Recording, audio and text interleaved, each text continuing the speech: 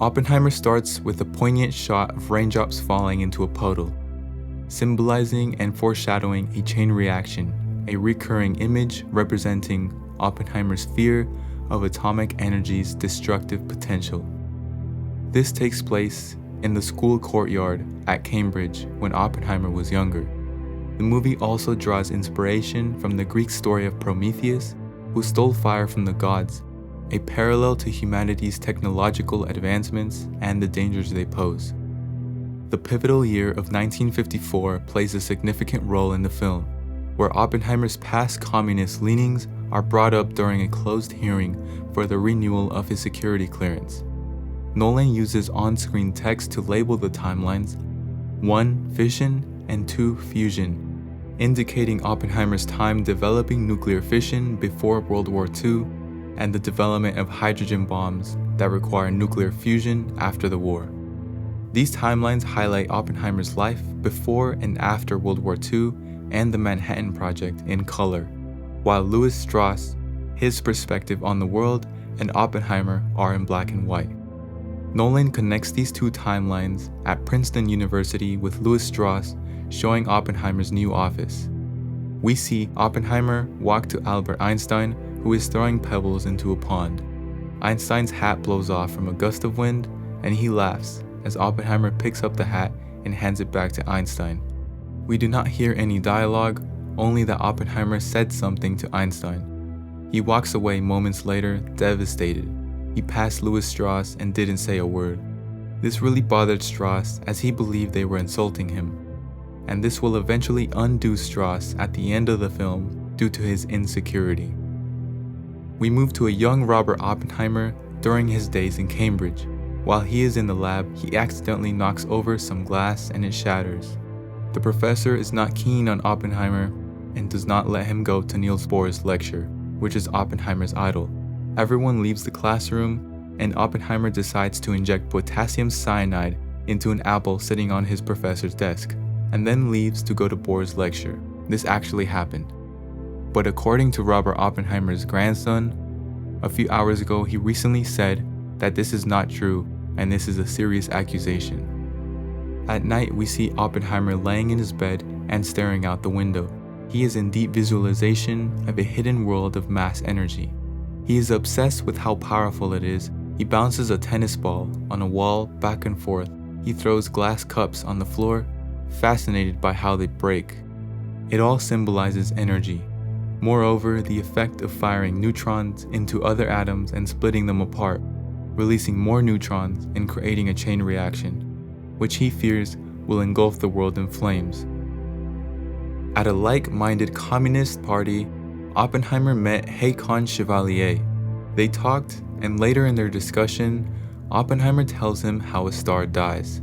The bigger the star, the more violent and steep its demise, due to its immense gravity. The gravity gets so concentrated that it becomes so powerful it swallows everything, even light. This is a foreshadow of Oppenheimer's own violent demise later in the film when he becomes the most famous man of his time. Chevalier then later in the film pressures Oppenheimer to give him top secret info to give to his Soviet allies. The film introduces various important figures in Oppenheimer's life at the party, including Jean Tatlock, with whom he has affairs throughout the film despite his new marriage to Kitty. We first hear the famous line by Robert Oppenheimer as he is having sex with Jean when he reads a part from the Hindu scripture Bhagavad Gita, "Now I am become death, the destroyer of worlds." Later in the film, Jean's tragic fate is hinted at in the movie, which echoes historical debates surrounding her death.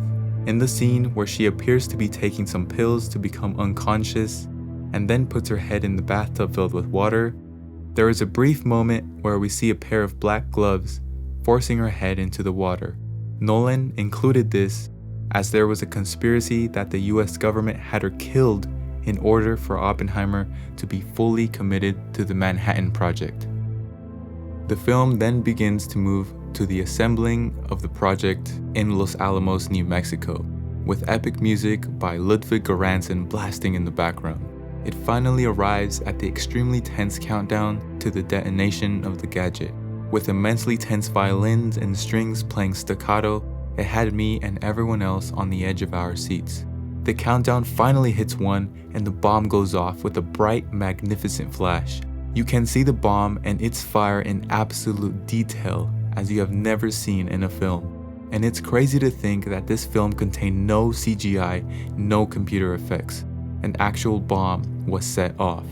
Moments later, the fire from the nuke begins to burn out, and you hear Oppenheimer himself reciting the line from the Hindu scripture from earlier in the movie, and the enormous boom from the nuke hits you. With the successful detonation of the gadget in New Mexico and the subsequent dropping of atomic bombs on Hiroshima and Nagasaki, announced by President Harry Truman over the radio, we move over to the final portion of this beautiful film. As Oppenheimer delivers his victory speech after the bombings, he becomes haunted by the horrors of the devastation he helped unleash. The film does not directly depict the bombings as it aims to maintain its fixed point of view. Instead, it focuses on Oppenheimer's emotional turmoil and the consequences of his actions. During his speech, he has a trauma episode and he sees a bright light symbolizing a nuke going off. The crowd's cheering fades to silence, and he looks at a girl in front of him, who is actually Christopher Nolan's daughter, and her skin flying off from the explosion, showing what happened at Hiroshima and Nagasaki. While Oppenheimer is in his episode, he begins to walk out and accidentally steps into a burnt corpse that he is imagining. He continues outside and sees his friend puking his guts out from radiation sickness. From this, we can clearly see Oppenheimer's immense guilt for building that atomic bomb. He later goes to the White House in Washington, D.C. to see President Truman and is congratulated by him. The president asks Oppenheimer, how does it feel to be the most important man in the country? Oppenheimer tells the president that he feels that he has blood on his hands. Truman sits back in silence with a serious face and says as Oppenheimer leaves the room, "Don't let that crybaby back in here. This actually happened." The film moves to the Congress meeting with Louis Strauss in 1958. We learn that because of Strauss's insecurity, one day at the pond with Oppenheimer and Einstein, they said something to each other which devastated Einstein, as he walked away, staring ahead, ignoring Strauss as he walked by. This forever tormented Strauss as he believed Oppenheimer had said something bad about him to Einstein. A man named David Hill, whom Strauss hired to testify, comes and testifies against Strauss and reveals it all, that Strauss was the one who was behind the security clearance hearing for Oppenheimer just to shut Oppenheimer down and throw him out of the game. Strauss is rejected for his promotion to Secretary of Commerce, and Oppenheimer's security clearance is also denied, but is claimed to be a loyal American citizen and not a Soviet spy. And a few years later, Oppenheimer is awarded a medal by President Eisenhower. In the final moments of the film, we find out what Oppenheimer had said to Einstein that day at the pond, and why he was so upset.